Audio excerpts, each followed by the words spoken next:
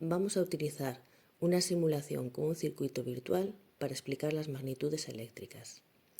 En este circuito tenemos una pila, una bombilla y un interruptor. En la parte inferior de la pantalla aparece una barra donde se pueden graduar el voltaje de la pila y la resistencia de la bombilla. Situando el cursor encima de cada elemento, podemos ver en la barra el valor de esas magnitudes. En este caso, vamos a trabajar con una pila de 10 voltios y una bombilla de 10 ohmios. El interruptor y el cable tienen una resistencia despreciable comparada con la de la bombilla, así que vamos a considerar que es cero. Por otra parte, disponemos de un amperímetro que nos permite medir la intensidad de corriente y un voltímetro con el que podemos medir la diferencia de potencial entre dos puntos. Los puntitos azules que aparecen en el cable del circuito representan a los electrones.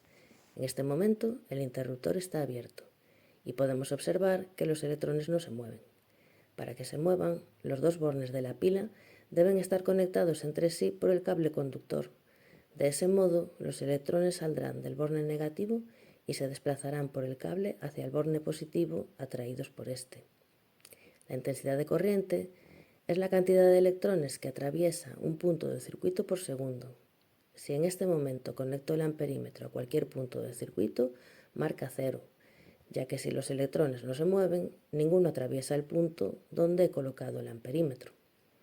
Si conecto el voltímetro a ambos lados de la bombilla, la diferencia de potencial también va a ser 0. La diferencia de potencial entre dos puntos es la diferencia de energía por unidad de carga que hay entre ellos. Al decir por unidad de carga, nos referimos a la energía que tiene cada electrón.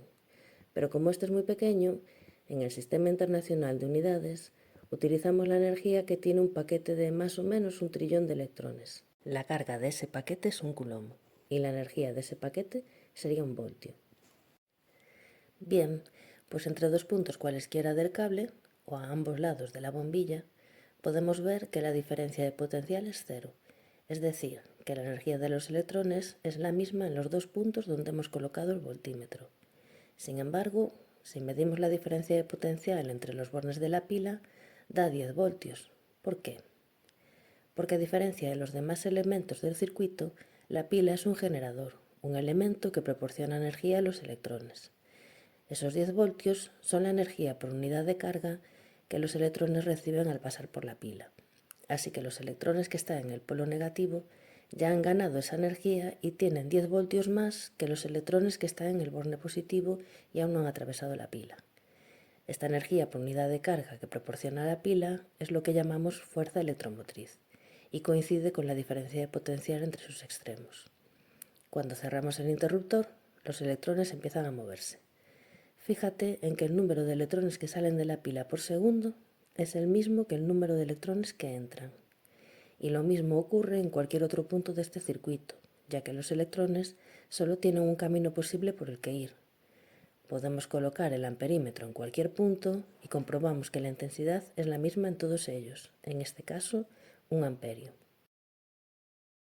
¿Y qué pasa ahora si conectamos el voltímetro a ambos lados de la bombilla? Pues que ahora marca una diferencia de potencial de 10 voltios. ¿Por qué?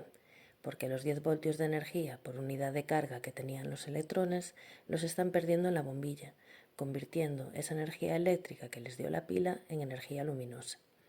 Van a tener 10 voltios más de energía por unidad de carga a la entrada de la bombilla que a la salida.